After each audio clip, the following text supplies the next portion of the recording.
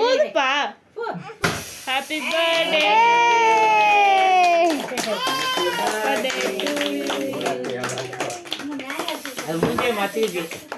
மூஞ்சி காட்டு. கேப்ப இழுத்து விடு மேல. கேப்ப நேர போடு.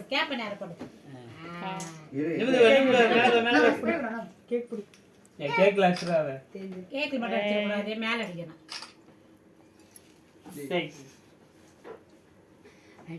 நிமிந்து பாரு. ரஷிதே இங்க பாரு. இங்க பாருங்க